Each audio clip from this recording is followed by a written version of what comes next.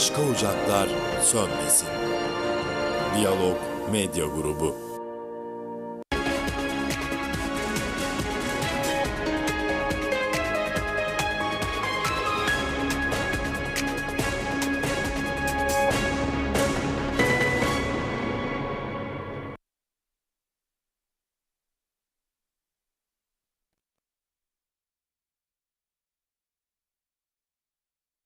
İyi akşamlar. Yeni bir halk meclisi gecesinde yine sizlerle birlikteyiz. Hızlıca hemen başlayalım çünkü yine vaktimizi biraz geçirdik başlarken. Geçitköy'deyiz bu akşam. Lapta'ya bağlı Geçitkale, Geçitköy özür dilerim. Ve tabii küçük bir köy burası ama önemli bir köy. Barajımızın da olduğu köy biliyoruz. Türkiye'den gelen suyun biriktiği yer ve adaya yayıldığı yer. Tabii burada neler yapılıyor, neler ediliyor az sonra konuşacağız. Hem yerel konuları hem ülkesel konulardaki fikirleri, görüşleri alacağız sizlerden. Belediye başkanımız da burada. Mustafa Akdoğan'a da teşekkür ederim katıldığı için. Hemen açılış konuşması için sözü Sayın Reşat Akar'a vereyim. Sonrasında mikrofon sizlerde olacak. Umarım herkes konuşur, güzel bir program olur. Program süremiz kısıtlı, o yüzden verimli bir şekilde kullanalım. Sayın Akar buyurun. Evet, herkese iyi akşamlar diliyorum. Ben de Sayın Belediye Başkanı'na, Sayın Muhtarımıza, bizi buraya davet eden Talip Sancar Bey'e çok teşekkür ediyoruz. Aslında uzun zamandan beri burayı düşünüyorduk. Çünkü bu köy gerçekten artık tarihe geçmiş bir köy oldu. Aslın projesi gerçekleştiği zaman Geçitköy'ün önemi bir o kadar daha arttı. Ve biz Geçitköy'e gerçekten çok önceleri gelmek isterdik. Bugün kısmet oldu. Geldik. Ben öncelikle bu programı açarken bu su meselesinden dolayı bir kez daha Türkiye Cumhuriyeti'ne ve bu projeyi gerçekleştiren Cumhurbaşkanı Sayın Erdoğan'a öncülüğünü yapan huzurlarınızda teşekkür etmek istiyorum.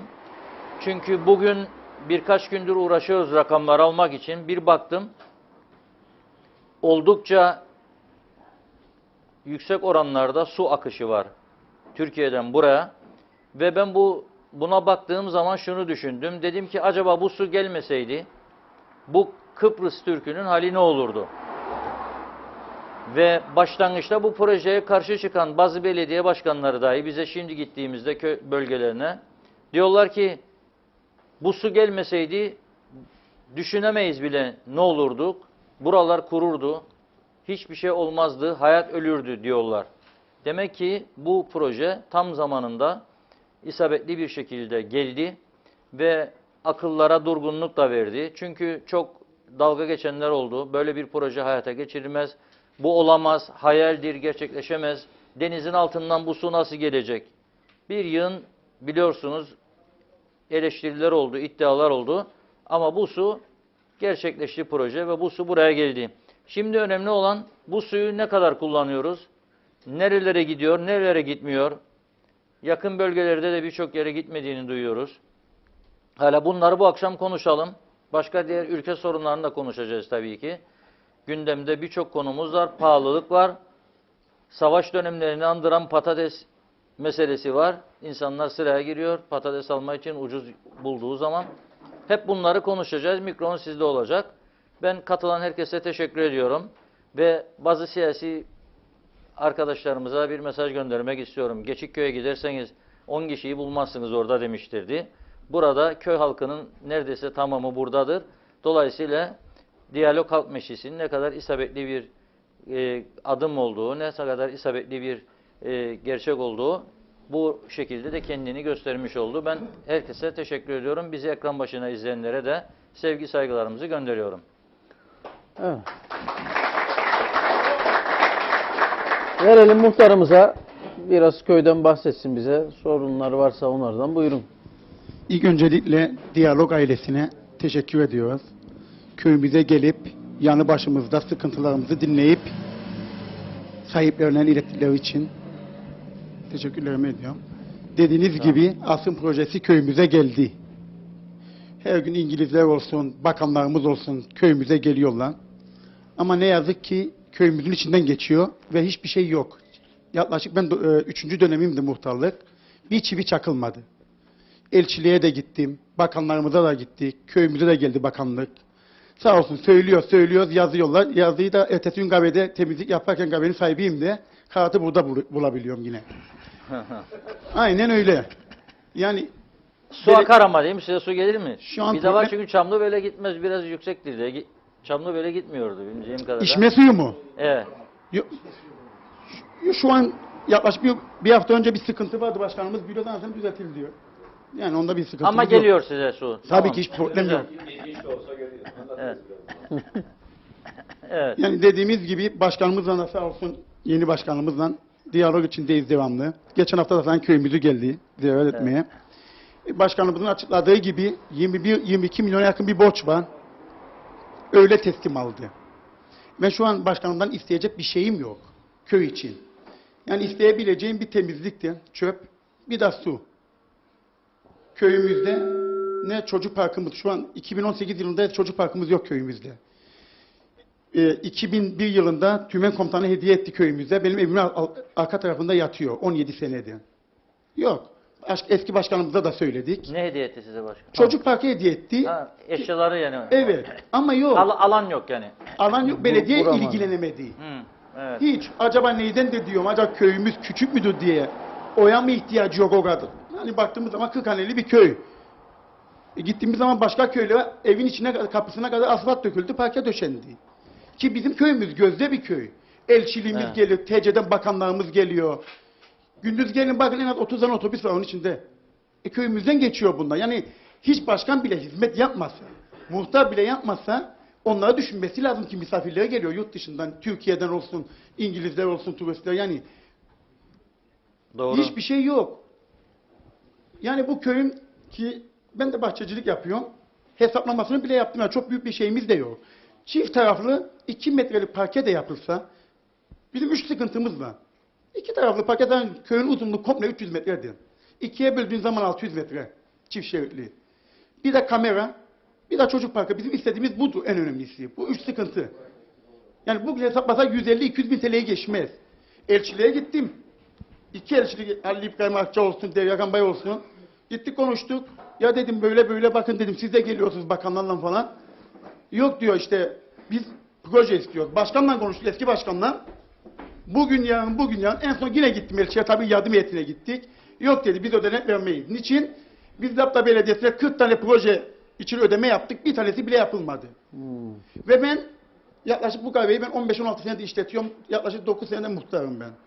Asfalt ihalesi çıktı. Geçitköy için 240 ton. Bak, isim vermeyeyim. Yani belediyeden sorumlu bir kişi ve taşeron aynen abi burada hesaplama yaparlar. 160 ton asfalt. 80 ton nerede? Yok. Geçtim açtım orada konuyu aradı başkan beni dedi sen ne karıştırdın dedi. Ya neye karıştırdın? 80 ton ya 80 ton bugün köyümde başka bölge inanmayacaksınız mandıranın bir bölüme kadar döküldü ondan önemlisi dökülmedi. Yoldan aynen. Gündüz bir gelin Reşat Bey kamyona öyle bir hızlı geçiyor ki küçük arabalara geçin ha. Kamyonla. Zaten yol da bozuk. Yol da bozuk. Tam bu 5-6 yıl içinde 2 defa 3 defa çocuk bastılar yolda. Evet. Ha gördünüz acaba burada çocuğa burada battı yaklaşık 50 metre ileriye. Yok. 8 sene önce aradık bakanlıktan konuştuk dedi ki kamera gelecek 15 günün içinde. Bekle ne yazık ki bizim kameramız Çamlıbel'e gitti. İkinci kamera Çamlıbel'in dışında şu an 2 tane kamera var. Hadi dedik bu yandaki düz yoldu İsten çember var çok ilerisinde. Bizim kameramız 4 tane subay evinin önüne gitti. Tümen komutanına da bunu tartıştık. Yani onlar değerli, bizim köyler değersiz mi? Efendim çocuklarımız zaten, çocuk parkımız yok. Çocuklarımız bütün yolun içinde zaten. Köyümüz eskiden hani 140 nüfusu var ama dışarıdan gelen işçiler olsun falan 300'ü geçti şu an. Yok, her gün çocuklar yolun içinde. Başkanım da sağ olsun diyalog içindeyiz ama yok, bütçe yok adam yapsın. Ben belediyenin içindeyim devamlı, gidip geliyorum başkanımın yanına. Bir baktığım zaman belediye başkanı makam aracına 60 köşe adam kendi arabasıyla gidiyor köyle veya da kendi belediyenin sıkıntılarını. Hemen daha ne isteyeyim ki? Bizim istediğimiz en önemli kişi elçilikten istiyoruz biz. Ki çünkü bir milyonluk bir proje atılmış buraya. Yazıktı yani ki bu milyonluk projenin altındaki köye bak. Ki bu köyden geçiyor. Evet. Hani söyleyebileceğim ama bunlar yani Peki Sıkıntımız daha çok da. ilgi istiyorsunuz. Su geldi güzel ama biraz da köyü düzenleyelim diyorsunuz. Evet, hiçbir şey çakılmadı. Yaklaşık 9 senedir muhtarım, şimdi köylerde işte hizmet yok. Ya hizmet yok değil, zaten eskiden de ulaşamazdık hiçbir yere. Şimdi hepsimiz başkana ulaşabiliyoruz. Başkana değil yani, hem üst mevkilere Evet. ulaşabiliyoruz bir telefonla. Bazıları nasıl zamanında kendi şahsine parke döşetildi evinin dibine kadar, seçim zamanı asfalt. Yatırım yani istedikten sonra hizmet başkana ulaşabiliyor. Ama yok, bütçe yok. 22 milyon borç olan bir belediyeden yani isteyeceğim bir şey yok. Bir çöptü, bir su. Su bedava mı? Nerede benim 6 TL? 6 TL. Suyun dibinde 6 TL'ye su alıyoruz. Evet. Ben barajın üstünde otursam bedava içerim valla. İnerim oradan içerim suyu. Yok giderim. efendim, normalde yani en azından tamam düşürsünler biraz başka köylere de en azından barajın altındaki köye biraz muhas tutsunlar ki gece giderse biz de Ya gidelim. işte onu söylüyorum ben de. Yok Bravo. öyle. Evet. Tamam. Söyleyebileceğim bunlardır Reşat Bey'im. Peki. Teşekkür ederim. Ya. Devam edelim. Talip arkadaşımızdan. Tamam, Talip Bey, devam et, ver, devam ver. et. Bak ver oradan devam Tamam. etsin. Hayırlı akşamlar diliyorum. İyi akşamlar. Reşat Bey, evvela çok teşekkür ediyorum. Köyümüzün bu sıkıntılarını görüp buraya geldiğiniz için teşekkürlerimi sunuyorum. Başkanıma da teşekkürlerimi sunuyorum. Muhtarımız birçok olaylardan bahsetti. Gerçekten köyümüz asrın projesiyle yani ülkemizin aynası resmen. Doğru. Fakat kamışlar hemen gelirken görmüştürsünüz. Yolun içerisine girmiş durumda. Barajımızda bir mesire alanı yapıldı. Bu mesire alanına sanıyorum 2 yıl oldu yapılalı. 2 yıldan beridir oradaki yapılan çok güzel şeyler var. İşte kangollar, bilmem oturma yerleri, piknik yerleri vesaire. Oraya bir nöbetçi kondu. İnsanlar ne girebiliyor, ne çıkabiliyor. Eskiden giriyorduk, yine giremiyoruz. Ne güzel, orada güzel bir mesire alanı oldu. Bilmiyorum biliyor musunuz ama. Ve bu mesire alanı resmen çürümeye terk edildi. Yani burada söylemek istediğim şudur. Bu asrın projesi milyonlarca lira harcanarak bu ülkeye getirildi. Ve harikulade bir su geldi buraya. Ve bütün elhamdülillah bugün bütün Kıbrıs'ımız bu suyu içiyor. Fakat gel gör ki bu köy ayna olması gerekirken, ülkenin aynası olması gerekirken resmen tabii bazı kesim vardı ki siz de biliyorsunuz ki kesinlikle biz suyunu da istemeyiz, paranı da istemeyiz onlar- denilen bir evet. kesim var. Tabii bu kesimin bu şekilde istemesi normal de biz bu asrın projesi için neler yapabiliyoruz? Bilmiyorum yani aklıma geldiği için söylüyorum. Bugün Ankara'ya gittiğiniz zaman havaalanına indiğinizde Cumhurbaşkanlığı şehir merkezine kadar gittiğinizde oradaki evlerin renkleri bile farklı. Niye? Oradan gelen insanlar, işte devlet erkanı gelen kişiler oradaki o aynı rengi ve aynı güzelliği görsünler diye böyle bir proje yapılmış. Burası böyle yapılması lazım. Mesela bu kamışların güzel bir ıslahı başkanım yapılması lazım. Yanına güzel çiçekler ekilmesi lazım. Mesire alanları, oturma bantları vesaire vesaire yapılması lazım. Kaldırımlar yapılması lazım. Yani çocukken ben bu köyde büyüdüm. Aslen Karadenizliyim ama çocukken biz burada bana da araba vurdu. İlk benim bildiğim kadarıyla burada o radarların işte çeken radarların ilk bu köy için anıldığını biliyorum. Ama ne hezeyandır ki burada radar şu an yok. Yani olacak iş değil. Bunlar çok basit şeyler. Biz buraya bakmıyoruz. Biz ülkemizin aynası olan, asrın projesi olan yere en güzel şekilde yardım ve destek etmiyoruz. Ne yapacağız? Nasıl bu aynayı en güzel şekilde yücelteceğiz? Yani bugün baktığınız zaman yine muhtarımızın da söylediği gibi hemen yukarıda yüzlerce otobüs geliyor. Asrın projesi, gözetleme alanı, bildiğiniz böyle bir tarla, çöplük yani. Tarla gibi bir yer. Oradan insanlar geliyor. Asrın projesi bu mu? Yani resmen af buyurun ama rezillik ya. Biz buraya ben devlete sesleniyorum. Yani bu belediye başkanımızı da aşar. Devlete sesleniyorum. Şu asrın projesini en güzel şekilde burada ihya edelim. Ve bu köyümüzü harikulade bir alana koyalım. Ve burada da en güzel şekilde neler yapabiliriz? İşte diğer köylerde yapılan neler vardı o köylerde yapılan bir su projesiyle burayı en güzel şekilde neydi o yapılanlar ya? Unuttum şimdi. Festival. Bir festival havasını sokalım. Ama bu evlerin rengi bile ben hatta kendi cebimden katkı vermeye hazırım. Bu evlerin rengi bölgede komple aynı olsun. Aynı renkte olsun. Kaldırımlar pırıl pırıl olsun. Yok böyle bir dava. Yani biz asrın projesi diyoruz. Lafta kalıyor. Ama bugün ülkemiz ve ben şunu da iddia ediyorum ki bu asrın projesiyle biz Allah'ın izniyle Rumlara masaya oturtabilecek ve istediğimizi alabilecek düzeydeyiz diye düşünüyorum. Çünkü bilim adamları da siz de biliyorsunuz 40'lı 50'li yıllarda artık su savaşlarının çıkacağı söyleniyor. Bu su denizin altından bu şekilde harikulade bir şekilde gelmiş fakat biz burada hezeyanları yaşıyoruz. Köyümüz resmen itilmiş, atılmış durumda. Allah razı olsun sizin sayenizde bunları söyleme fırsatı bulabildik yani. Evet. Neticede bunlara değinmek istiyorum. Bir de gerçekten bu pahalılık ve ülkenin gündemi yani bilmiyorum İnanılır tabiri gibi değil. olacak gibi değil. Tabiri Dolar caizse. 7 liraya çıktı. Bir fiyatlar yükseldi. Dolar şimdi 5 lira. Fiyatlar gene aynı. Şimdi Reşat Bey orada da tabii ki halkımızda da sıkıntılar var. Yani biz burada fiyatları çıkarıyoruz. Geri almasını bilmiyoruz. Ama bunu denetleyen devlet de denetlemiyor. Bir bakıyorsunuz başbakanımız tünelin ucu göründü. Neden sonra yok görünmedi. Yani devletin başında olan bir başbakan benim bildiğim kadarıyla ülkesinin refahını söylemeye çalışır. Ve der ki halkına itidal çağrısında bulunur. Ve der ki aman sakin olun merak etmeyin bunlar düzelecektir denir. Çıkıyor Maliye Bakanımız o bir taraftan diyor ki ülke işte efendime söyleyeyim bana mı sorduğunuzda gittiniz borçlandınız. 2019 çok daha kötü geçecek vesaire vesaire. Bu nasıl iştir? Allah aşkına siz ülke yönetiyorsunuz arkadaşlar. Ülke böyle mi yönetilir? Halkı daha fazla karamsarlığa iterek mi yönetilir? Yani bunlar olacak işler değil. İşte bugün patates kuyruğu televizyonlarda yine seyrettik. Resmen ülke savaş zamanında değil yani. Böyle bir duruma düşmez. Yok böyle bir şey. Yani bunlara en güzel şekilde el atılması lazım. Devleti yönetenler de en güzel şekilde ülkemize sahip çıktığını göstermesi lazım. Evvela bu köyden başlanması lazım. Ben köye adapte olduğum için o bir taraflara fazla da girmek istemiyorum ama ülke resmen yangın yeri.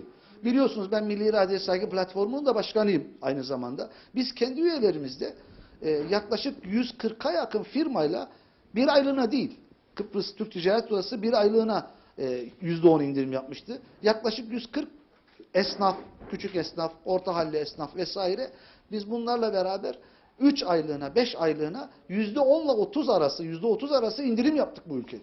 Yani ben bir 3-5 dernekle beraber oluşturulan bir platform olarak bunları becerebiliyorsam devlet bunları en güzel şekilde çağırabilirdi. Ve en güzel şekilde bu indirimlerin yapılmasının gerektiğini söyleyebilirdi. Maalesef yapan yok. Uğraşan yok. Herkes ötelemeyi, atmayı beceriyor. Yazıktır, günahtır. Yani köyümüz şirin bir köy, güzel bir köy, asrın projesinin olduğu bir köy. Gerçekten tekrar altını çizerek söylüyorum. Rumlarla masaya oturup ve en güzel şekilde istediğimizi alabileceğimiz bir köy. Su projesinden dolayı, asrın projesinden dolayı ama biz bunun kadrini, kıymetini bilmiyoruz. Bilmiyoruz. Bir Evet. gelen turist burada resmen bizimle dalga geçiyor. Bu nasıl asrın projesidir? Bu normal bir gölettir diyor. Ama burayı en güzel şekilde güzelleştirirsek gerçekten asrın projesi olduğunu da kanıtlayabiliriz. Evet. Şeye bakmak yeterlidir. İnternete girerlerse Yani Rum tarafının barajlarına bir baksınlar. Ben hemen hemen 2-3 hafta bir bakarım suları. Onları da internete girdiğiniz mi günlük su miktarını görebilirsiniz. evet. Bütün barajların. Hele bir tane Kuris barajı var. En büyüğü. Bizim kuzeyde 17 tane toplam gölet ve barajımız 17'dir. Bunların 8-9 tanesi tamamen kurumuş vaziyettedir. Yani. Su tutmaz durumdadır. Bizim bu çalışan 8-9 göletin toplamındaki su miktarının üzerindedir sadece bir barajlarındaki su miktarı onların. Oraya girerseler yetkililer orada barajların çevresinin nasıl olduğunu görürler. Yani. Çok güzel yürüyüş yolları var, çok güzel hayvanlarla insanların oturup kuşlar falan onlarla birlikte Tabii ki, manzara tabii ki. içerisinde Yani güzel buradaki vakit mesire alanı geçirebileceği da- yerler var. Evet. Bunları görsünler yani şey olmaz, zararı gelmez bu işin. Reşat Beyciğim çok güzel bir mesire alanı yapıldı gerçekten. Fakat 2 yıldır o şekilde. Başkanımız da burada. 2 yıldır duruyor. Orası harikulade bir şekilde dönüştürülebilir. Köyün merkezi, işte sağlı sollu park olarak, işte şu dediğimiz gibi dere hemen köyün içinden geçiyor. O dere güzel ıslah edilebilir. Kenarına çiçekler dikilebilir. Bantlar konulup oturma bantları da yapılabilir. Bu barajın komple üstü, taş duvar, oraya güzel çiçekler ekilebilir. Çok zor değil bunlar ya. Evet. Bunlar çok zor değil. Bunları yaptığımız zaman asrın projesi olduğunu kanıtlarız. Ülkemizin aynası olduğunu kanıtlarız. Evet. Lütfen yani istirham ediyorum sizin aracılığınızla Biraz devlet ilgi yetkililerine göstersinler. bu işe lütfen ilgi göstersinler. Teşekkür ediyorum. Sağ olun. Tamam. Arkaya verin. Başkan Buyurun. en son. Size Vereceğiz başkan- başkana. Başkan dinleyecek şikayetleri de ondan sonra. Tanıyalım sizi. Evet, ben 1976 yılında Samsun'dan geldim. İsmim Rahmi Sancar.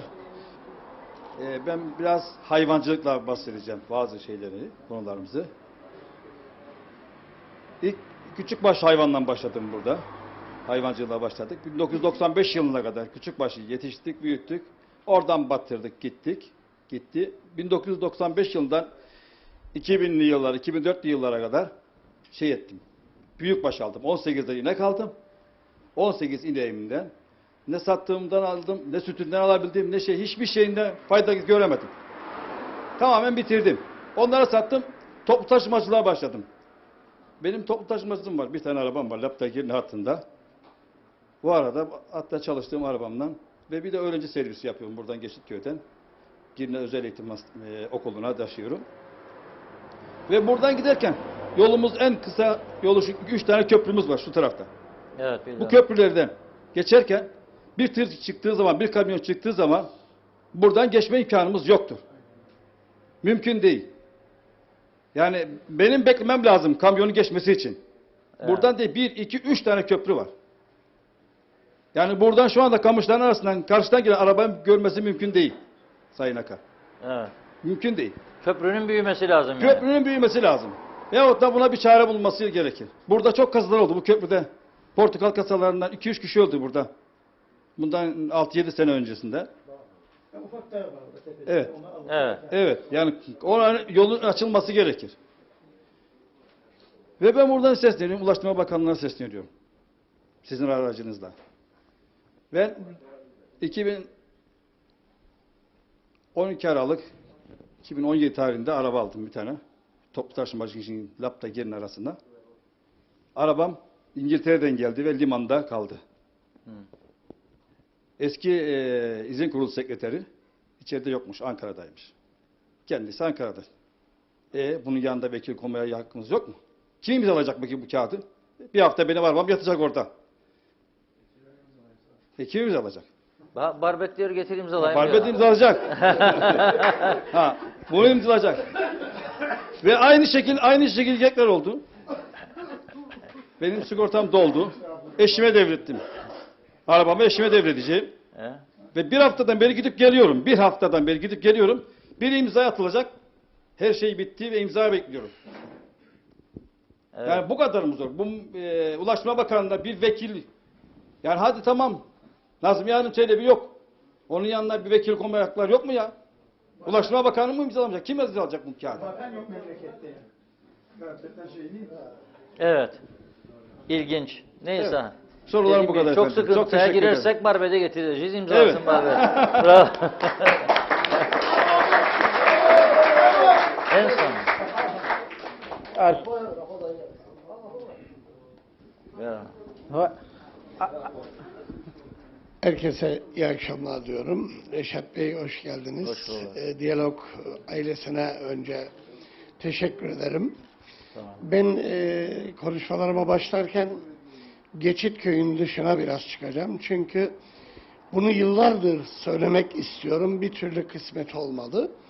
Ben 24 yıl Tepebaşı köyünde oturdum. Bir dönem muhtarlık yaptım. 6 yıldır Geçitköy'de oturmaktayım. Geçmiş CTP hükümeti döneminde Tepebaşı, Çamlıbel, Akdeniz, Geçitköy, Kayalar, Sadrazam köylerine sayın devlet büyükleri CTP dönemi bir emirname çıkarttı. Emirname. Hı hı.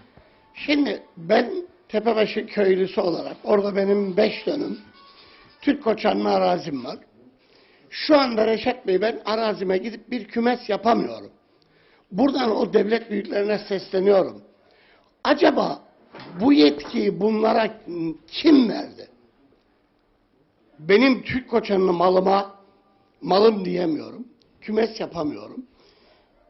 Bu nasıl bir anlayış? Nasıl bir şey anlayamadım. Ben bunu merak ediyorum. Allah'tan yazma, telefonda yazma veya çizme bilmiyorum. Zaman zaman sizin yayınlarınızı seyrederken bunu değinmek için keşke bilsem de arasam diye çırpınıyorum ama arayamıyorum. Bu konu çok beni üzdüğü için hemen bu konuya girdim. Evet, iyi yaptın. Ama esas birinci girmem gereken konu şu anda bütün Girne köylerinden arkadaşlarımız var. Acaba Girne milletvekilleri yok mu burada? Geçit köyü mü hatırlamıyorlar? Yoksa Diyalog TV'nin programını mı kale almıyorlar? Ben isterdim ki nasıl o için bize gelip yalvarıyorlarsa bugün en azından burada bir veya iki hiç olmazsa bir milletvekilimiz yanımızda olabilirdi. Demek ki biz bir hiçiz. Biz zaten halk olarak gerçekten bir hiçiz. Çünkü neden? Şu anda bir halktan birinin bağırıp ses duyduk mu? Bu pahalılık, bu işkence, patates başını aldı gidiyor, domates aynı keza. Ne kadar yazık, ne kadar yazık. Demek ki bu halk memnun ya her şeyden.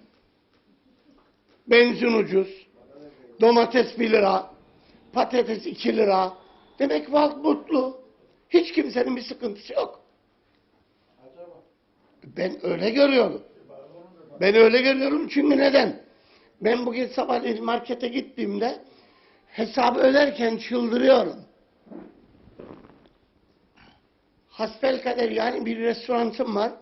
Ben restoranımda çalışırken benzine, markete, personelime, ev kirama, elektriğime çalışıyorum. Benim 6 yıldır şurada bütün halk biliyor. Özel bir lüks hayatım yok.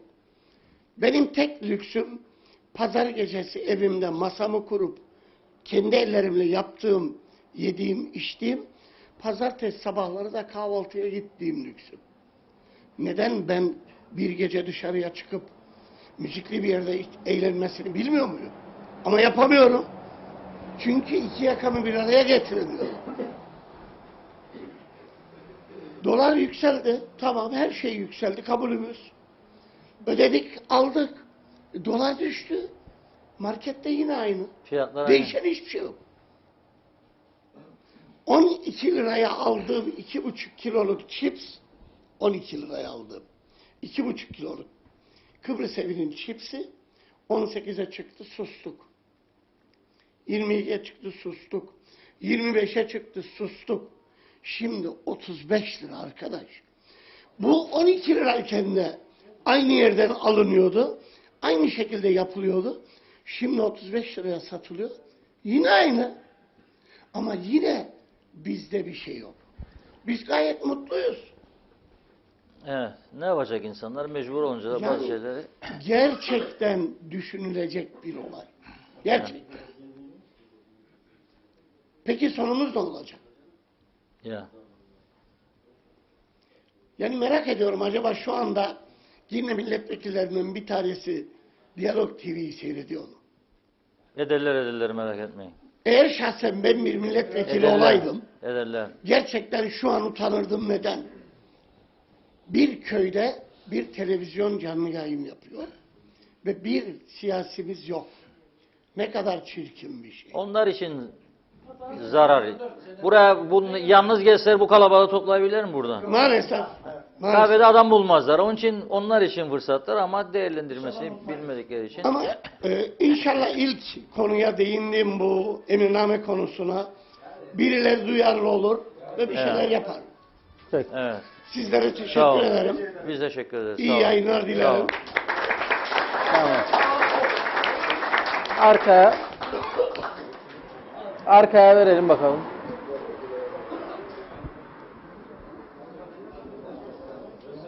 İyi akşamlar. Diyalog TV aramızda her zaman olduğu gibi bütün köyleri gezer.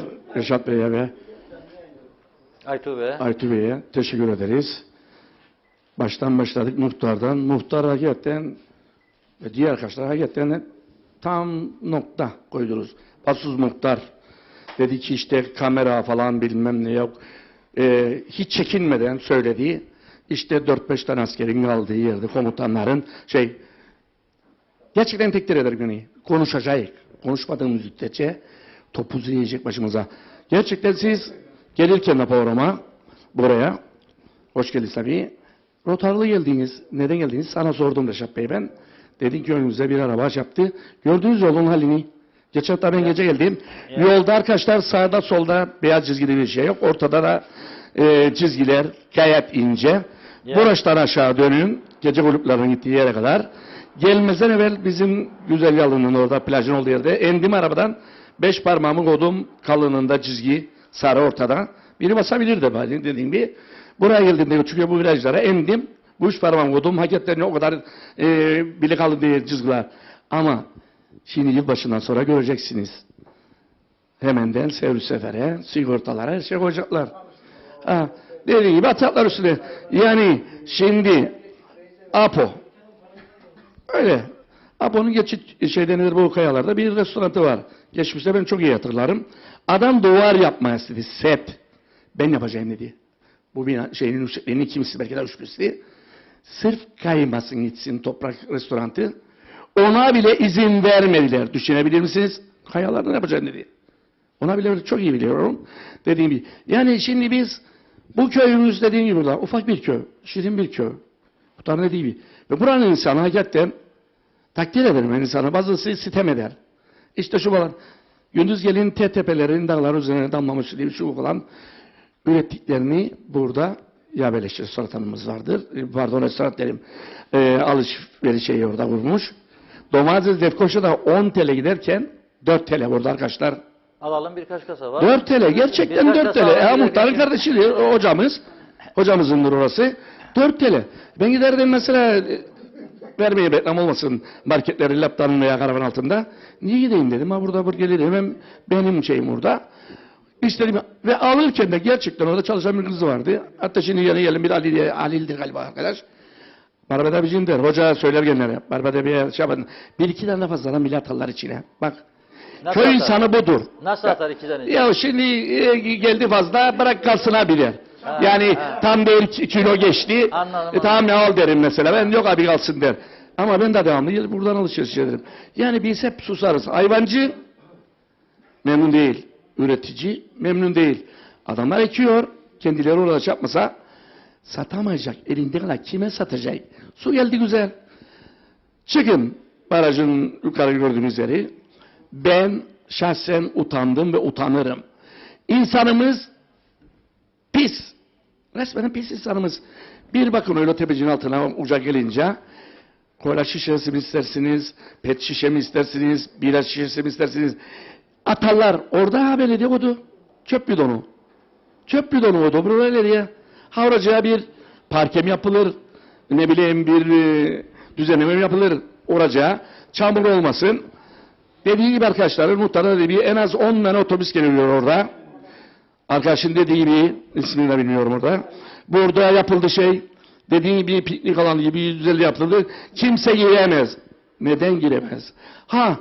Benim duyumlarım projede X Tayyip Erdoğan'ın Recep Tayyip Erdoğan'ın iyi akrabasına o verirler orası. Otel kaldıracaklar.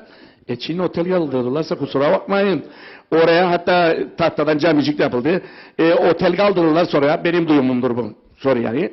Oraya otel yapılırsa yok öyle tuvalet şey o zaman bu ulaşarak o suya ne anlamı var? Belediye buna şey yaparsa yani dediği gibi. Yani bana göre çok güzel bir yer. Niye açılmaz? Açılsın köylü de. Gelen insanlar buraya kadar ürettiği bu köylünün, bu insanların ürünü alsın. Hayvanını alsın. Kasabı da işlesin etsin de. Yok. Olmaz. Ne diyeyim? Yani otururlar 50 tane milletvekili onun için ne yaparlar? Dediğim hani bir milletvekili burada? Var mı? Hani bir şey var mı? Bu köyden sorarım ben. Bizim köyde aynıdır ha.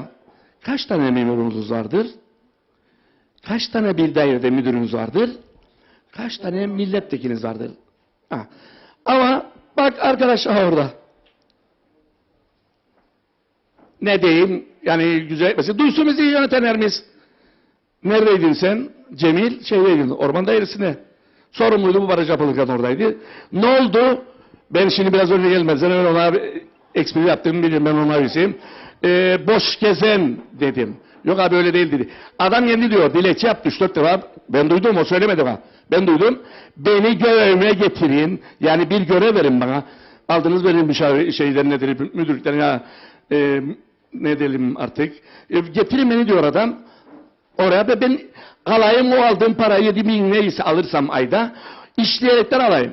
Hayır işte Cemil benim köylüm, benim talebem zamanında futbolcu yetiştim. Boş gezen gezer, devlet de 7.000 TL verir gene ayda veya 6.000 bilmiyorum. Nerede bu devlet ya? Nerede? Yani kusura bakmasınlar 50 tane diller, 50 tanesi bir tane etmez. Zamanında bunu söyledim ben CTP'de Başbakan nedir bu Ömer Kalyonca bana ne bir konuştun falan abi nedir ben sen dedim ya ne konuştun dediğinde bana korkarım seni. Yokmuş beni suç duyursa bulur bildirir polise 24 saat yatacağım. Sanki hürmet ettim.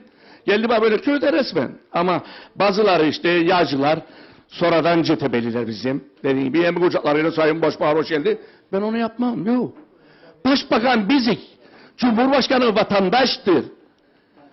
Onlar oraya seçerik bu insanlar geldiler oraya insanlara hizmet versinler diye. Köprü dedi. Arkadaş minibüsüne gider. Doğru. Çekerim. Attım kaç tane Facebook'a. Demirlere eğildi. Dar. Üstünde boya yok. Ve bunu canlı yayında çok kere söyledim ben. Taner Ulutaş'ın şeyde de, hatta Serhat'ta da. Alın boyayı verin bana fırçayı gelip ben boyayacağım. Resmen bunu söyledim. Ben boyayacağım. Hani bu devlet? Nerede? Hani karayolları? Dünyaları memur, işe gitmeden para alanlar memurlar. Bana söz hakkı verdiğiniz için teşekkür ederim. Sağ ol.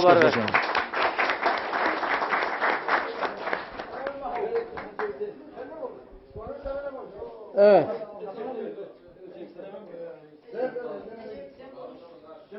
Buraya ver buraya. Buraya ver. Ya elden ele gitsin. Ha. Elden ele gitsin. Tanıyalım sizi. Efendim hayırlı akşamlar, hoş geldiniz İyi köyümüze. akşamlar. Ben Hasan Avcı, Geçitköy'de oturuyorum. Ufak başla uğraşıyorum, keçi çobanıyım.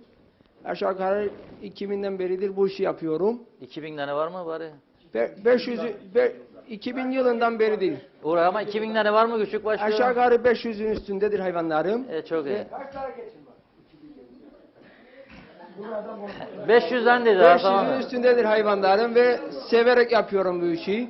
Çok iyi. 96'da Londra'ya gittim. 3 sene Londra'da çalıştım ve geldim bu işi yapıyorum. Ve severek yapıyorum. Öyle bir raddeye geldik ki yani dedem güneyde bu işi yapardı. Dedemizin arkasında büyüdük. Yani Reçça'da bu işi yapardı. Ve bu işe atıştık. Çok severek yapıyoruz bu hayvancılığı. Ve artık bıkkınlık geldi. Niçin? Kardeşim de Londra'da 15 senedir Londra'da çalışırdı. Geldi buraya 3 senedir hayvancılık yapar ve döndüp hayvanlarını sattı.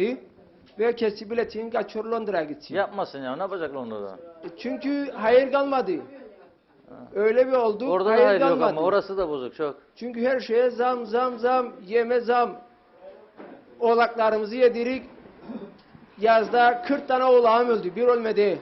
Götürdüm, tahlil yaptırdım ve söylemezler bana. Diyor yemden de kaynaklanır. Muzmudi aşılarını yaptık gününü. Ve karnını açmayla 5 dakikada görmeyle bağırsaklarını der.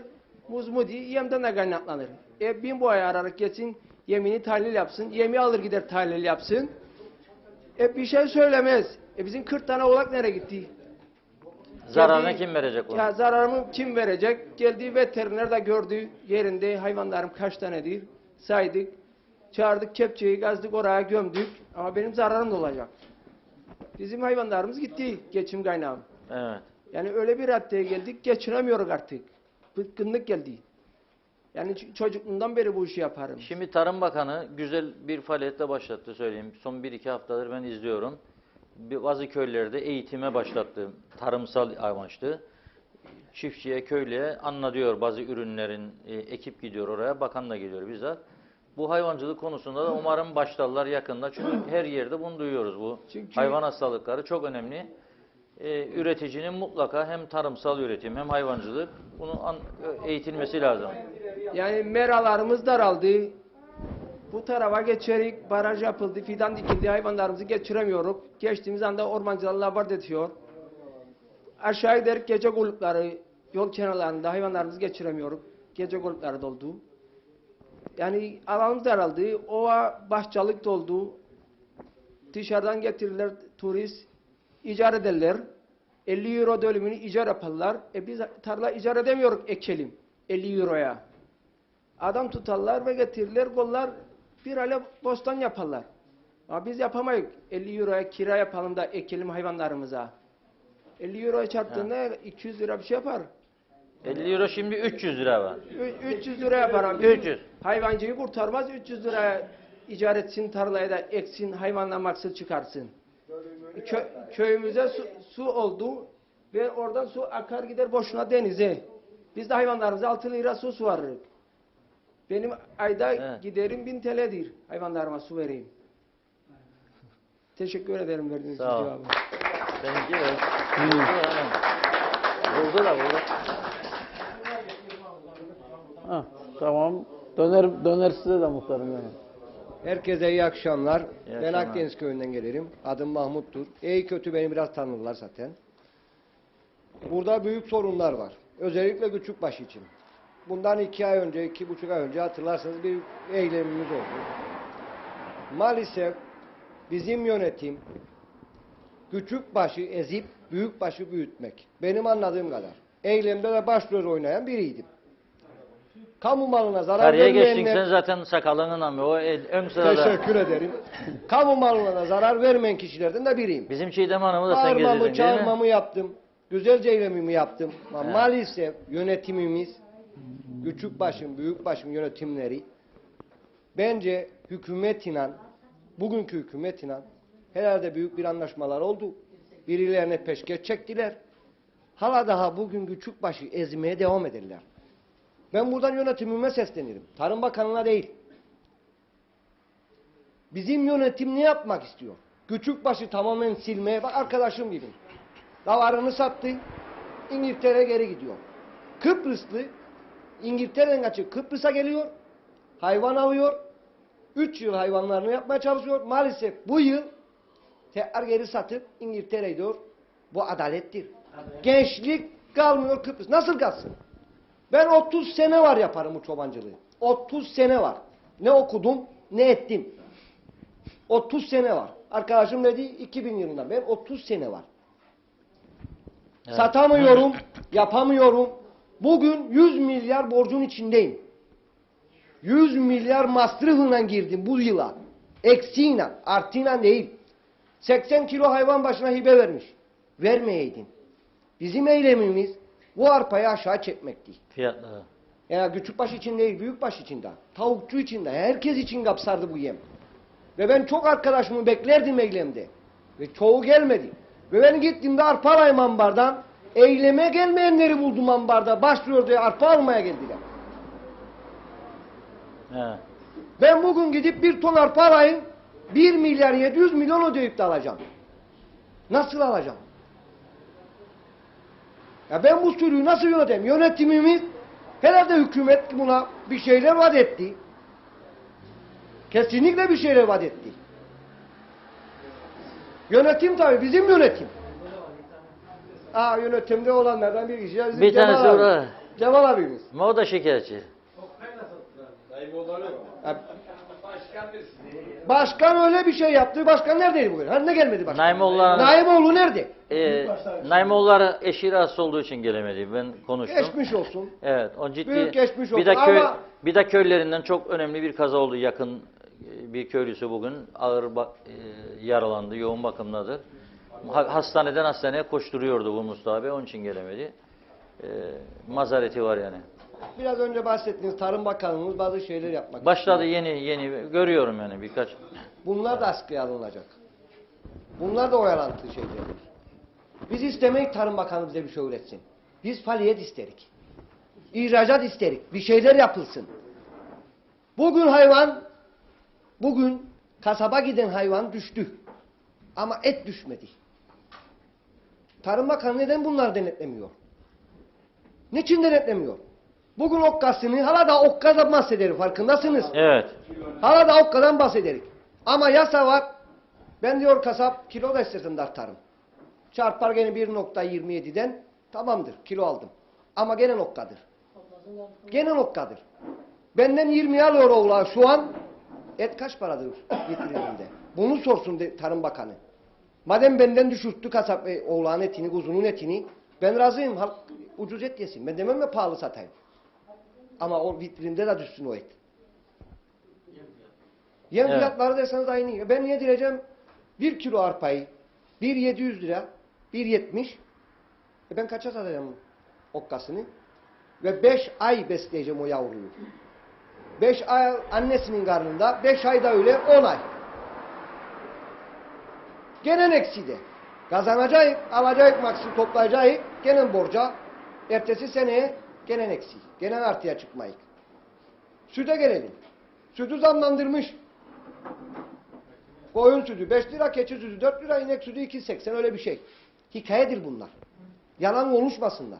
Bu taban fiyatı kalkmadığı sürece bu sütten hiçbir şey olmaz. Bana külahlarını anlatsın bunlar. Taban fiyatını istemeyik biz. Benim sütüm kaliteliyse madem yağ oranına göre ödem beni, ama onlara sor yağ oranına değil. 5 lira kilosunu açıkladık biz 5 lira. Hayır bu yalandır. Yarın ben listeler aldığımda gelirsiniz de ben size vereyim canlı canlı göresiniz ödemeleri. Kim yalan konuşur, kim doğru konuşur. Hepsi yalancıdır bunların. Hepsi yalancıdır. Ta koltuğa oturana kadar, dereye geçene kadar köpeğe dayı derir bunlar. Dereye geçtikten sonra o çubis olursa o yani.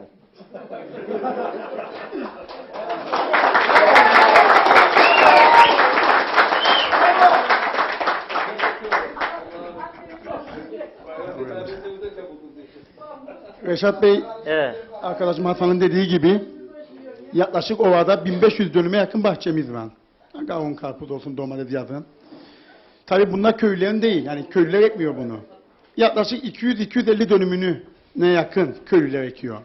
Arkadaşın dediği gibi Türkiye'den çalışma edinilen KKTC'ye gelip çalışıp yani başka isim altında çalışma edinilen gözüküyor ki çalışıyor ama ortak bahçe ekiyor. Evet. Şu an bizim en büyük sıkıntımız o. Yani o şu an barajımızda 5 tane dalgıç var. Elçilik yaptı bunu benim muhtarlık dönemimde. Dedi ki bu isim bazında bu isimlerindir ama her dalgıca 2 kişi, 3 kişiye de su verme mecburluğu var. Mesela Hasan arkadaşımız ya da falan böyle. Ne yazık ki kaymakamlık tarafında bu dalgıçlar koçanlaştırıldı. Verildi. İlk şahısa 3 tane verildi. O ilk şahıs da ne yazık ki Türkiye'den işçi getirdi. Tabii işçi diye gözüküyor yanında. Ortak bahçe ekiyor. Talip arkadaşımızın yaklaşık 15 dönüm zeytini var. Kapı kapı geziyor. Ben olayım başkasına. Adam su bekliyor. Ve zeytinleri gördü gitti yaklaşık. Bu son yağmur yağmasaydı zaten isyan çıkartacaktı. Yok yani. Yazık dünyaya masraf etti. Evet. Normalde efendim o değil. İlk öncelik köylüdür.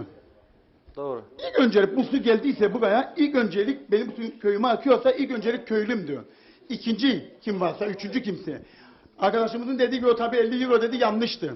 Ben de bahçe ekiyorum. Ben bu sene 130 dönüm tarlayı 90.000 TL'ye kiraladım. Yani 800 TL'ye yakın. Niçin? Bunlardan dolayı. Ben %3 stopaj vergimi ödüyorum. Her gelen faturada. Hatta toptancım Engin Hüseyin'di. Yaklaşık 1 milyona yakın mal verdim kendisine. Gelin bakın günlük vergimi ödedim. İlaçıma gitti bu para. İşçiye gitti ama ödedim. Ama adam geliyor valizle de gidiyor bir vergi ödemeden. Valizin içinde ne var? Tabii nakit var. Ne var? Yani denetim yok. Kaymakama söylüyoruz. Kaymakamın umurunda değil. Hep torpil efendim. Yani yazıktı, günahtı. Hasan'ın 500 tane hayvanı var. Bak dediği gibi ekemez mi bir 20 dönüm yonca? Ki ayağının dibinde su var. Yok, eksen olacak, su yok. Yani tek sıkıntımız bu. Bir de Tarım Bakanı'ndan bahsetmek istiyor. Biz her pazartesi günü üretici olarak yaklaşık 20 kişi Lefkoşa'ya Gönyeli'ye toplantıya gidiyoruz.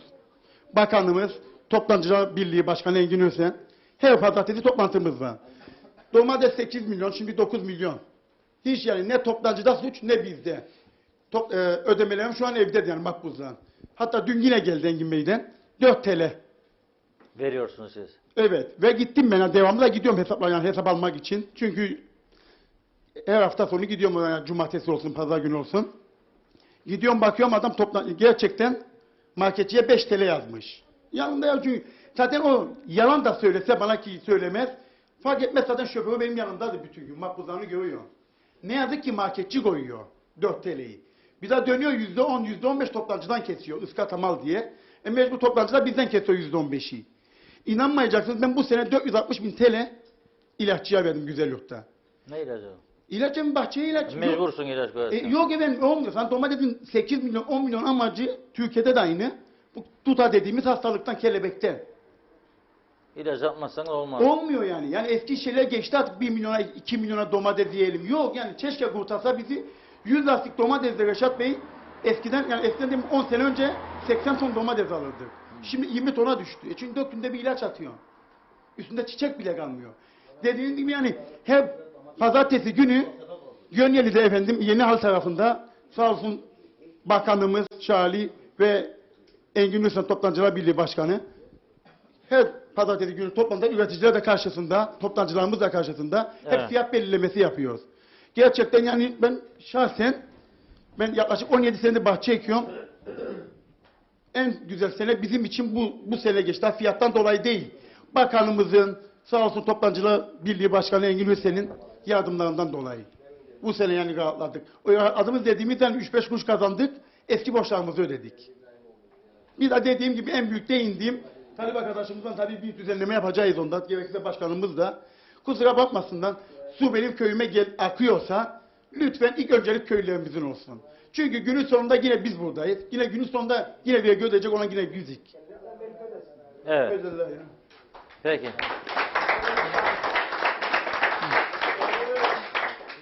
Reşat Bey ben bir şey söylemek istiyorum arkadaş. Demişti işte orada mescit olduğu ve mesire alanı Tayyip Erdoğan filan vesaire. Onlar için söylemek istiyorum. Öyle bir şey yok. Burası resmen buradaki hükümetin beceriksizliği. Beceriksizliği. Burası şimdi 50 defa açılması lazım. Türkiye Cumhuriyeti oraya parayı döküyor açılsın diye. Buradaki hükümetin beceriksizliğinden dolayı bizim gözümüzün nuru olan köyümüz bu hallerde rezil bir şekilde. Lütfen bu popülist yaklaşımlara söylemeyelim.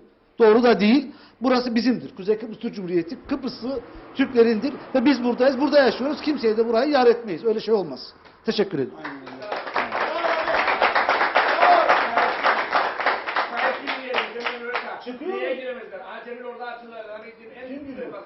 Tamam, evet.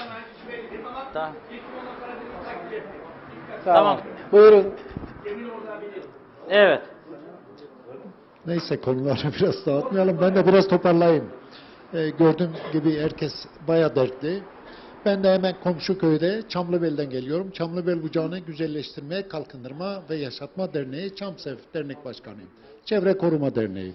Ben biraz çevreyle ilgili bir konuyu gündeme getireyim.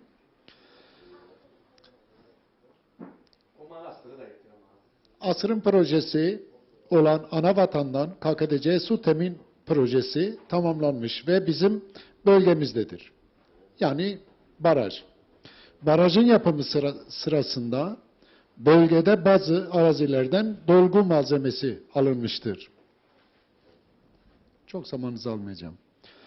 Dolgu malzemesi yani kirli toprak. Yani barajın yapımında kullanıldı.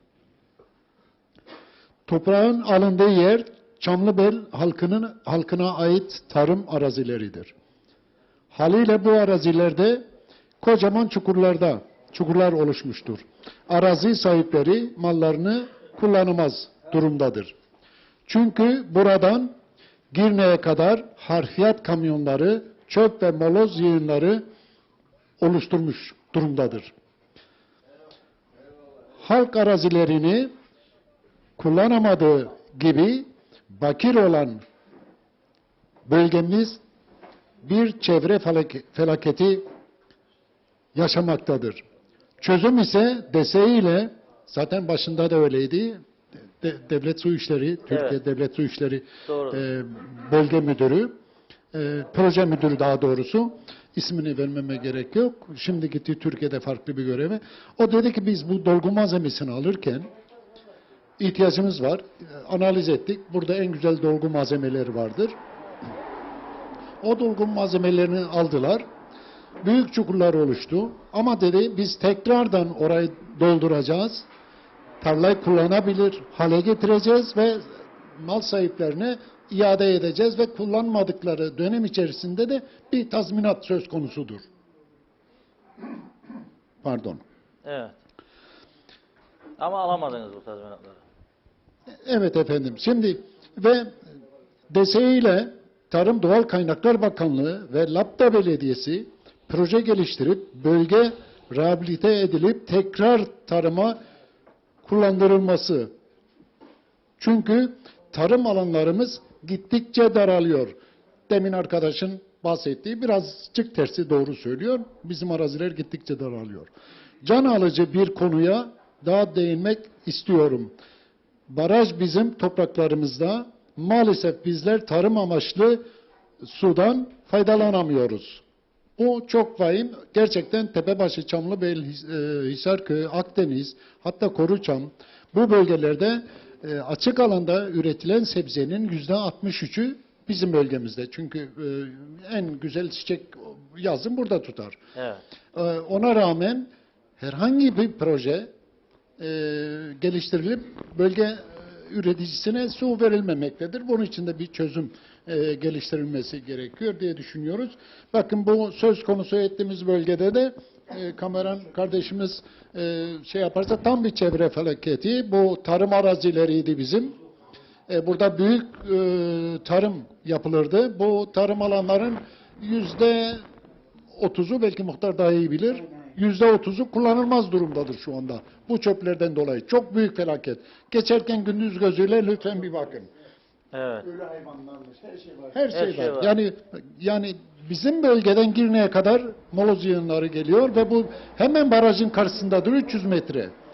Kuzeybatısı. Yani Evet. giderken siz bunları görürsünüz. Hemen İlgilenmek lazım burayla. yani Biz gerçekten bunları sonra bir tane eleman gönderin, ben rehberlik yapayım, yalnız bu da seninle değil. birlikte yapalım. Tamam. Tamam. Evet, çok büyük felakettir. Yani geçerken de çok çirkin manzara. Demin arkadaşlar dediler ki asrın projesi doğrudur, asrın projesi. Evet. Ama bu görsellere de önem vermek lazım. Evet. Yolda geçen bütün insanları hepimizi rahatsız ettiği gibi orada bir tarım alanı da kullanılmaz haldedir. Yalnız arkadaşlar bazı gerçekleri düşün. Lütfen. Ver. Ver mikrofonu. Şu anda tarım arazisi diye bahsettiğiniz topraklar bizzat ödenmiş topraklar. Lütfen. Lütfen. Hayır, şöyle ki Ödenmiş topraklar. bir Lütfen. saniye. Hayır. Lütfen. Orası Hayır. tarım arazisi değil. Tamamı Bunların parası çatır İsim- çatır bir- ödenmiştir. Tamam. Bir saniye. İstimlak parası. Herkes parasını almıştır. Hepsi değil. Burada yanlışım var. Kısmen alınmıştır, doğru. Doğrudur. Hayır. Hayır. Hayır bak. Hayır, toprak kayıtları. Gerçekten. Bir saniye. Tamam, söylesin şeyde. Hayır, bir saniye. Hayır, hepsi değil. Kısmen Ödenmiştir. ödenmiştir. Ödeyenler de zaten bir hak iddia etmiyor. Ama orada köklü bir Ödenmeyenler var. istimlak yapılmadı. Orada alınacak olan dolgu malzemesine göre bir işlem yapılacaktı.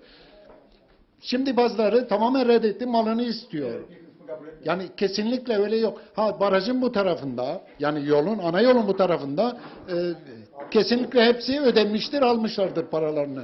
Ama kuzeybatısında, hemen 300 metre ötesinde arazilerin %70'i köklü istimlak, yani tam istimlak yapılmamıştır. Yüzeysel aldığımız malzeme kadar tazminat ödeyeceğiz, iade edeceğiz, eski haline getireceğiz, kullanılabilir durumda. Belgeleri vardır efendim DSİ'de. Evet, peki. Tamam. Teşekkür ederiz. Şimdi Tamam. lütfen. Dur bu orada Bak, kalsın. Sizin bahsettiğiniz bir bölümde Cevap ver. benim aracılığımla isme gerek yok. Reşat Bey, paranın çıkması için yardımcı oldum. Şahısların parası bizzat ödendi. Yani bazı gerçekleri lütfen şey yapmayalım. Evet, peki. Bazısı Teşekkür var. ederim. Evet. Evet.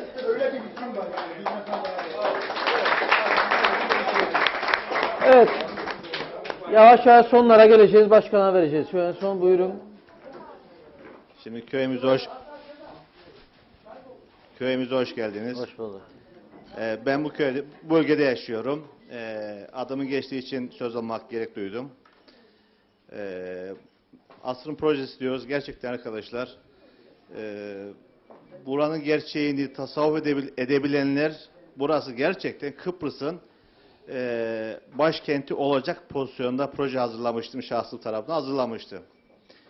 Bu projede özellikle Geçitköy'ü, Sayın Muhtar'ın söylemiş olduğu gibi bu ana caddenin üzerinde insanların geçerken durup Kıbrıs'a has el ürünlerini alabileceği birçok satış noktası kurulacaktı. Köyün sol tarafındaki dere boyunca DSİ ilk görüşmemizde de bu dere kanalının rehabilite edilip akışının sağlanıp derenin diğer tarafında kalan, baraj kısmında kalan yüzeyin ise takriben bir fıstık çamı koruluğu planlanmıştı. Buradaki çam ağaçlarında bakımını ise bizzat bu köyde herhangi bir geliri olmayan, devlet tarafından geliri olmayan kişilere bu ağaçlar tahsis edilip günün sonunda fıstık çamının devlet tarafından satın alınacağını taahhüt edilecek şekilde bunlara tahsis edilecekti. Akabinde devlet su işlerinin burada bazı binaları vardı. Bu binaları ben kendileriyle görüşmemde dedim ki bu binalar kalsın. İdari binalar kalsın dedim ki bu binalar burada bir tarihi süreç yaşanmıştır. Buranın eski halini bilenler herkes biliyordur. Bu binalar eğitim merkezi olsun, danışma merkezi olsun, toplantı salonu olsun, ilk yardım merkezi olsun dedik. Çocuklarımızı buraya getirip burada eskiden burası bir müze olsun dedik ki eskiden böyleydi, bugün böyle oldu, yarın böyle olacak şeklinde. Akabinde baraj gövdesi yapıldı. En büyük risk, burada kimse bunu söylemedi ama şu köyün girişine olan virajda insanlar araba sürerken gayri ihtiyar olarak hafif sağa baktığı zaman da yoldan kaçma ihtimali çok oluyor. Çünkü o duvarı gördükleri zaman insanlar bir görse şey arıyorlar. İşte bu yolun düzeltilmesi için daha yukarısındaki büyük bir dolgu alanı var dedim. Ben görevde olduğum dedim. Ben bu dolgu alanı dedim aşağı kaydıracağım dedim ki yolun güzergahı düşecekti oradan. En azından orasını güzel bir ağaçlandırarak insanların bir yeşil perde yaparak arabayla seyrini bozmamak için bir düzenleme yapacaktık. Akabinde yine baraj içerisinde şu anda burada 26 milyon metreküp su var. Bu devamlı akıyor zaten. Orada mesire alan dedik. Gerçekten bu alanın planlamasında birçoğunuz bunu bilmiyor ama burada en azından herkes bunu öğrenmiş olacak. 1500 adet piknik masasını yani hep 6 kişi otursa 4 kişi otursa yeter 6000 kişi. Yani bakın 1500 adet piknik masasının planlamasını yaptım. Bu alanın içerisinde 3 adet kır lokantası olacak. Yani insanlar artık gidip orada kır düğünü yapabilecekti. Bunun içerisinde 6000 metre çeşitli etaplarda yürüyüş yolları yapılacaktı. Bu yürüyüş yolları üzerinde egzersiz aletleri, istasyonlara kurulacaktı. Tabii bu yollar yapılırken bisiklet yolları yapılacaktı, ATV yolları yapılacaktı, eşek ve at gezinti yolları yapılacaktı. Bunların planlaması hep yapıldı. Zaman zaman bazı noktalarda ilk yardım özellikle çünkü alan çok büyük olduğu için 254 hektarlık büyük bir sahadır. Bu sahanın içerisinde yani çünkü düşmeler olabilir, yılan sokmalar olabilir, arı sokmalar olabilir. İlk yardım noktaları olacaktı. En başta bu önemli nokta bu barajın içme suyu kaynaklı olduğunu düşünülüyor ve burada yapılan tesisler, şu anda yapılan tesisler sadece %20'dir. Benim kalan projemin %20'sidir. En büyük konu burada bu tesislerdeki kullanım suyunun baraj suyuna karışmamasıdır. Şu anda orada olması gereken niye açılmıyor diye soruyorsanız yolun yapılması lazım, içme suyun gitmesi lazım, elektriğin gitmesi lazım. En önemlisi dördüncü ise burada kullanılacak olan suyu arıtma tesisleri kurulup direkt baraj havzasının dışına taşınması lazım. Tabii bunlar büyük meblağlardır. Bunu yapabilecek ekibin biz kurmuştum zaten. Diyaloglarımızı bu şekilde geliştirmiştik. Burada inanır mısınız gerçekten hatta şimdi diyorsunuz oraya girilmiyor. O giriş kapısını 4 günde yapmıştım ben. 4 gün geceli gündüzde yaptık. Bunu hatırlayan arkadaşlarımız var. Ve orada bazı üniteler var. Orada kulübeler yaptık ki orada insanlar sadece el ürünlerinin satılabileceği yerlere koyduk. İnsanlar girerken veya çıkarken herkes yani dışarıdan fabrika usulü mal değil, el emeğiyle yapılmış olan ürünler satılacaktı. Yani çok güzel olacaktı arkadaşlar projemiz ama lakin şu anda proje beklemededir. Bu proje dediğim gibi yaklaşık 10-12 trilyonluk bir projeydi. Şu anda %20'si ancak yapılmıştır. Açılmaması sebebi odur. Yani açılamıyor çünkü önce altyapının gelmesi lazım oraya. Evet. Çünkü bir de malumunuz herkes söylemiştir. Biz maalesef bizim insanlarımız doğayı acayip şekilde doğaya şöyle tabir edeceğim, doğaya şiddetle tecavüz ediyoruz. Yani kusura çok özür dilerim kullanmam gereken kelime ama doğa sanki bizim değilmiş gibi kullanıyoruz. Ama şunu unutuyoruz ki biz doğanın parçasıyız. Doğa bizim parçamız değildir. Bunun farkına varamadık. Çünkü biz nefes almamızı doğa sağlıyor. Biz durdurken nefes almıyoruz. Yani bu alan gerçekten yapılmış olsaydı bugün yaklaşık olarak şu anda belki benim ağaçlarım dikilmiş olacaktı burada. Yani yol köyümüzün bir alternatifi olacaktı. Bu yol köyümüzün üst tarafı tamamen cennete dönüşecekti. Umarım fırsatlar verilirse yapılır. Fırsat verilirse yapılır. Ben dediğim budur. Adımız geçtiği için teşekkür ediyorum. Umarım başarılır. Sağ olun. Bravo. Evet, var mı söz almak isteyen? Verelim başkana o zaman. Toparlayalım. Varsa gene süre kalırsa veririz. Reşat Bey, Aytuğ Bey, Diyalog ailesi olarak Lapta'ya, Geçitköy'e hoş geldiniz. Bu akşama sebep olan Talip Hocama da teşekkür ederim. Muhtara ve köylülere de bizi misafir ettikleri için teşekkür ederim. Belediyenin genel durumundan bahsetmeyeceğim. Neden bahsetmeyeceğim? Zaten biz sizin programınızdan da feyz alarak köy gezilerimizi ilk turunu tamamladık. Çok iyi. Geçen hafta buradaydık. Haftada 2 gece, çarşamba ve cuma geceleri bütün köylerimizi, bizim meclis köylerimizi de, idari katmamızda gezdik.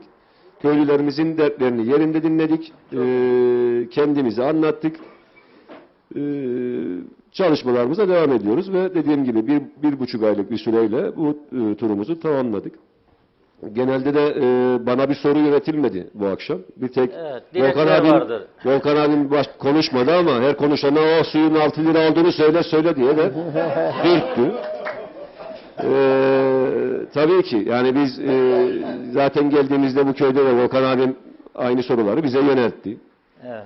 Mali durumdan bahsetmeyeceğiz dedik ama her şeyde dönüp de mali duruma geliyor. Biz çalışmalarımızı yapıyoruz. Suyla ilgili de çalışmalarımızı yapıyoruz. Geldiğimizde de onlara aktardık. O konuda devam ediyor çalışmalar. Geçitköy'ün özelinden konuşmak istiyorum. Ben Geçitköy zaten özel, bizim diğer 14 köyümüz gibi özel bir köydü ama bu Sayın Recep Tayyip Erdoğan'ın fikriyle sizin de dediğiniz gibi bu Aslım projesinin buraya gelmesinden sonra da o kadar daha özel bir noktaya taşındı. Ben göreve geldiğimden bir hafta, 2 hafta sonra falandı. TC Yardım Heyeti koordinatörüyle bir randevulaşıp oraya gittiğimde bu köy için neler yapabiliriz? Aynı cümleleri program öncesi arkadaşlarla da paylaştık. Bazıları da programa taşıdı zaten. Bir ayna olarak kullanmamız gerekiyor bizim Geçitköy'ümüzü. Burada çok şey yapılır. Eski müdürümün de dediği gibi çok şey projelendirilmiştir. Çok da üzerine projelendirilebilecek noktalardır. Bilal Bey'le de biz bunları paylaştık. Tabii ki gerek Türkiye Cumhuriyeti'ndeki sistem değişikliğinden, gerek elçimizin buradaki görev değişikliğinden, gerekse ekonomik problemlerden bazı aksamalar elçilikte de yaşanmaktadır. Bu aşikar olanlardır. Biz elçimizle geçen hafta bir irtibata geçtik, randevu talep ettik. Bugün bize bir dönüş oldu. Önümüzdeki hafta içerisinde bir randevulaşacağız. Gidip kendisine hem hayırlısı olsun ziyaretimizi gerçekleştireceğiz. Hem bölgemizin, genelde bölgemizin, hem Geçitköy'ümüzün dertlerini de tekrar paylaşacağız. Biz 5. ayımızı bitirdik yeni dönemde. Sizinle seçim sonrası 2. programımız. Evet. İlk programımız biraz hareketliydi. Kemal abim vardı o programda da. Cemil Bey de vardı sanırım. Karşıyaka'da. Karşıyaka'da. Orada da söylemiştim ben. Biraz sabır gerektiriyor bizim bu dönemimiz. Çünkü öylesi veya böylesi bir 24 yıllık bir sistem kurulmuş bir sistemi bozmaya, yeni halkın katılımı olacak, halkın düşüncesini rahatça söyleyebileceği bir sistem kurmaya çalışıyoruz. Ve buna da programın başında sizler de bahsettiniz. Milletvekilleri soruldu. Seçim zamanı değildir. Niye gelsinler dendi. Evet. Biz buna seçim zamanını beklemeden başında da, ortasında da, sonunda da ne yaşıyorsak, ne yapıyorsak şeffafça aktarmaya çalışıyoruz. Elçimizle görüştükten sonra oradaki gelişmeyi de 2. köy ziyaretimizde önümüzdeki dönemde buradaki halkımıza aktaracağız. Soru sorulmadı, bu sorulmayacak anlamına gelmiyor. Yine de soru varsa gerek sizden basın olarak, gerek arkadaşlardan seve seve de cevaplarız. Ver şey mikrofonu. Bir dakika yollayalım mikrofonu Bir da dakika, Barbet, bir dakika. izleyici de duysun. Çünkü Evet, başka bir şeyler açıkladı. Gerçekten küçük dersiniz. Küçük sevecen, bak insanlar sevecen civar köylerden geldi. Ben de Karşıyaka'dan geldim. Ama üzülerek söylüyorum ona. Sayın Muhtarımızın bizim dediğine Ahmet Belediye'nin yaz aylarında Lefkoşalılar da var, İngilizler var, Ruslar var. Gelip gidenler 5000. Kışta da 3500 nüfusumuz varmış. Muhtarın dediğine göre. Maalesef Sayın Belediye Başkanı Mustafa Aktu köyleri gezdi dedi, bilgilendirdi falan. Geçen haftaydı herhalde, cumartesi akşamı orada parkın olduğu yerde, kapalı alanda saat 5 falan dediler. Ben ondan sonra 6 dediler. 5'te beni ikaz etti muhtar ve parkın sahibi oradaki Sinan Aman'ın. Gittik oraya 6'ya. 7.30'da başkan kaçıyor. Başkan dedim, ekspiri olarak tabii ben yaptım. Nereye gidiyorsun? Kaçıyorum. Nasıl bilgilendireyim, bizi nasıl kaçıyorsun? Herhalde köylü seni dedi bana, temsilci olarak görevlendirdi buraya. Tabii ben önünde çıkarım her şeyi söylerim ya. Tabii espri yaptım, ben biliyorum yani başkanı. Evet. Neticede orada Sayın Reşat, bilinme vardı orada. Kemal Barbet, Barış Kardana, Muhtarımız Ahmet Pelin, komutanımız Ömer Bulut. Daha sonra da bizim takıldığım arkadaşım Tahsin arkadaş. O da zaten işte geldi ama başkan sen beni bilgilendir. Abi de öyledir, beni bilgilendir. Yani düşünebilir misiniz siz? Başkan bütün köyleri bir belediye başkanı ayağına gelecek. Size orada projeleri nedir, ne yapacak ileride. Tabii muhtarın söylediği gibi neyi yapacak? Ya böyle 22 dedi, 23 trilyonmuş, 23 milyon borç. Neyi yapacak? Yarın şimdi burada toplanır başkan falan bile birçok arkasından veya yüzüne küfredecek de, eleştirecek de. Ev yok. Olmayan evde neyi yapacak bu başkan? Tabii ben bunu bildiğim için suçlayamam başkanı. Ama 3500 nüfuslu bir köyde şimdi kışta 5 kişi saydım arkadaşlar. Yazıklar olsun Karşıyaka halkına. Beni buradan duysunlar. Ha çıkarlar. Partiler oldu mu milletvekili gelecek. Ben onu isterim. Kızımı işe al, oğlumu bilmem yap, beni müdür yap. Şu falan dendiğinde hepsi toplanır. Yaptınız orada. Gerçekten bak bunlar ne güzel herkes konuştu. Biraz adı güzel arkadaşından Apo. Tabii o öyledi. Öyle. Normal olacak. Ama evet. Galiba dedim ben birinci biz gelirik. Bizim bilirsiniz orada yarı buçuk kavgalar cümbüşler. Bitmedi. Evet. Temenin bir daha gelirsiniz. Bir daha Kırdı'da her programımızı yaparsınız. Kırdı'da da aldı götürdü ama onu bitirdiniz. Onda vurmalar da oldu. Bizde geçeceğiz evet. Sözüydü ama evet. Eğer devam etseydiniz hakikaten çok büyük olaylar olacaktı. Evet. Ama işte arada bir olur bunlar. Evet, diyalog TV Her zaman izleyenler için söylüyor bunu. İzleyin. Bak içimize kadar geliyorsunuz. Sorunlarımızı dinliyorsunuz. İstediklerimizi burada iletiyoruz. Sağ ol. Gerek başkanlara, gerek milletvekillerine, gerek cumhurbaşkanına hepsi sıradan. Ama bizi yönetenler, milletvekilleri, cumhurbaşkanımız da dahil. Duysunlar artık bizi. Bu halkı bitirdiniz. Çobanlığı bitirdiniz. Üreticiyi bitirdiniz. Küçükbaşı bitirdiniz. Büyükbaşı katılırım orada arkadaşa. Mahmut'u katılırım ona, Mahmut'a. Dediğim gibi Sayın Mustafa Naimoğulları da. Yaptığım bir görevi gideceksin 24 saat değil. Bir hafta. İstersen alasın emeğini kaçını ama dediğim Mahmut'un dediği bir arkadaş da burada. Kaç kişi kalacak? Bir hafta gitseydi 10 kişi kalmayacaktı. Yok yani demek istediğim. Zordu işte. Kapacan da kaçıran bu sendikalar da böyledir. Hepsi giderler oraya otururlar hükümetine. Bir şeyler mi kaparlar, bir şey mi vaat ederler ama vatandaşı düşünen yok. Lütfen bizim buradan duyun, dinleyin ve bu halka, bu insanlara yaşam verin. Teşekkür ederim. Evet. Eleştirdi mi, övdü mü anlamadık Kemal abim ama. Yok köylü eleştirdi. Şimdi Tamam. biraz duyuruda biz eksik davrandık mı köy gezilerinde? Eksik davrandık. Biraz bilinçli, biraz da öyle gerekli. Çünkü gönüllülüğü esas almaya çalıştık biz bu köy gezilerinde. Özel davetli kimseye çağırmadık. Evet. Köy muhtarını aradık, meşru söylerimize bildirdik. Belediye personelimiz dahi gönüllü olarak katıldı. İkinci turda inşallah daha fazla katılım olur. Ben iddialıyım. Halk Konseyi koyduk ismini biz bu programın. Evet. Sizin programdan feyiz alarak. Ve şeyi isterik ha. Telif hakkını istiyoruz yani. zaten ödüyoruz, alıyoruz gazeteyi, tamamdır. Hatta ödenmiş oluyor.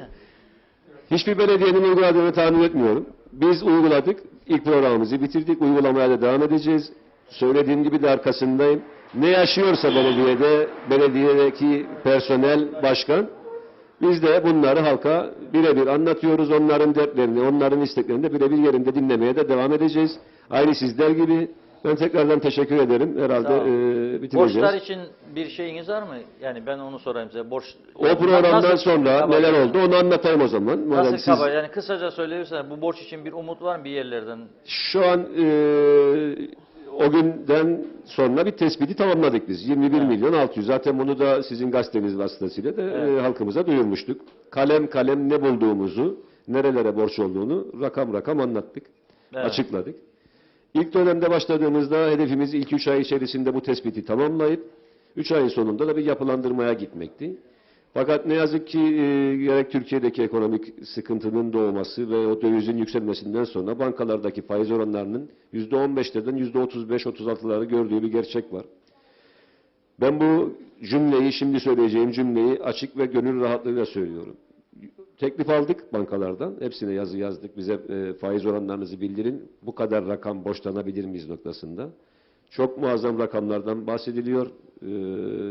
Biz günü kurtarmaya çalışmıyoruz. Biz belediyemizi kurtarmaya çalışıyoruz. O yüzden biz bu borcun altına girmeden tamamen belediye görevlerimizi yerine getirecek şekilde, döndürecek şekilde çöp, temizlik ve bu tarz ihtiyaçları yerine getirecek şekilde personelimizi ödeyerek borçlanmadan devam etme kararı aldık.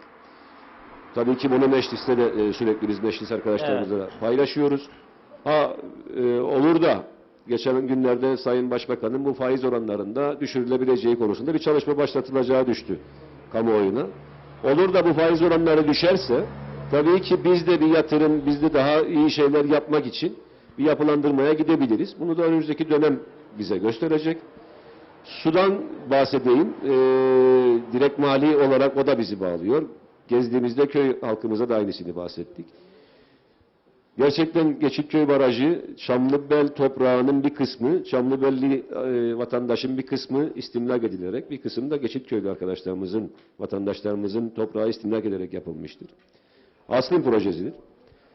Ama bu suyun Çamlıbel'e çıkmasında ve Geçitköy'e gelmesinde büyük problemler yaşadık, özellikle yaz aylarında. Baraj buradadır, Geçitköy'e su Karşıyaka'dan gelir. Şu şekilde. Barajdan Geçitköy Karşıyaka terfi istasyonuna gider. Sonra dağın üzerinden de Geçitköy'ün deposuna gelir. Allah Allah. Yönetim şeklinde arada bir oturmayan sistem vardır. Biz bunu geçtiğimiz haftalarda Girne Kaymakamımız Sayın Sinan Güneş Bey'le, Devlet Su İşleri'nin sorumlusu Yusuf Bey'le ve Su Dairemizin müdürüyle Girne Kaymakamlığı'nda özel bir toplantı yaptık bununla ilgili. Yeni projelendirmeler ve köy depolarına ulaşması gereken noktalar var. Mali noktası nerededir diye soracaksınız. Karşıyaka'daki depoda bize fatura edilir, belediyemize bu su. Fakat dağın üzerinden Satlazam'a, Kayalara, Geçitköy'e, Hisarköy'e ve diğer köylere giderken kayıp kaçak, biz peşin ödeyerek aldığımız suyu kaybıdır. Ben köye bir 10 gün önce geldim. Öncesinde de bir 10 gün köyde su yoktu. Maalesef su dairemizin yeterli eleman olmadığından dolayı müdahaleyi biz yapıyoruz. Onların kontrolünde olmasına rağmen kaybı kaçağı tespit ediyoruz. Ama bu faturalandırılmanın noktasına gelince de sözümüzü dinletemiyoruz. Ben bunu Tarım Bakanı'na da defalarca anlattım. Geçen hafta Belediyeler Birliği toplantısında Belediyeler Birliği olarak da bir karar aldık. Birlik olarak Tarım Bakanımıza bu konuda gideceğiz. Çünkü diğer belediyelerimizin de var. Ama yüz ölçümü olarak en büyük belediye Lapta Belediyesi olduğunu varsayarsak en mağdur durumda Lapta Belediyesi'dir. Bizim geçen ay devlet su işlerine kesilen devlet katkımızdan peşin kesiliyor bu rakamlar. Rakam toplamı 400.000 TL'dir.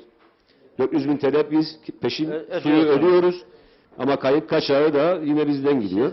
Bu da bizim mali açıdan derdimizdir suyla ilgili. Evet. Bunları hep paylaşıyoruz zaten. Dediğim gibi biz şeffaf ne oluyorsa onları aktarıyoruz. Ama çalışmalarımıza devam ediyoruz. Önümüzdeki günlerde yine bir gelişme olursa bu borçlanma ve yapılandırma konusunda tabii ki de kamuoyuyla da vatandaşlarla paylaşacağız. Peki, teşekkür ederiz. Biz teşekkür ederiz. Evet. Böylelikle noktalıyoruz Geçitköy'deki programımızı. Çok katılımcı, güzel bir program oldu. Bu arada Sayın Başkan'a da teşekkür ederim. Çünkü söylemişti bu halk konseyini kuracağını bizden Feyza ilk programda hatırlıyorum. Demek ki güzel hayata geçmiş. Biz de ilk başladığımızda daha katılım çok daha azdı ama gün geçtikçe çok güzel programlar oldu. Olmaya da devam ediyor. Umarım sizin de öyle olacaktır. Kuşkusuz. Bu haftayı noktaladık. Haftaya bir haftalık aramız olacak. Çünkü 4 Aralık Diyalog Gazetesi'nin 5. kuruluş yıl dönümü. Ayrıca Diyalog Televizyonu'nun da 4. yılını kutluyor olacağız önümüzdeki hafta. O yüzden bir haftalık halk meclisine ara vereceğiz. Sonrasında yine 11 Aralık'ta kaldığımız yerden farklı bir bölgemizde devam edeceğiz. Sürekli olarak bu programımızı halkla iç içe yapmayı sürdüreceğiz.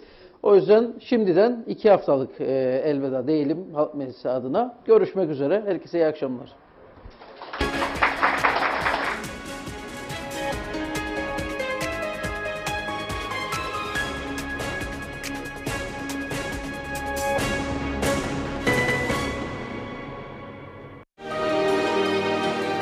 Yollarda güven, ülkede huzur istiyoruz. Polisimizden daha çok denetim, sürücülerden dikkat bekliyoruz. Başka ocaklar sönmesin. Diyalog Medya Grubu. Yaptığı yayınlarıyla Kuzey Kıbrıs gündemine damgasını vuran Diyalog TV,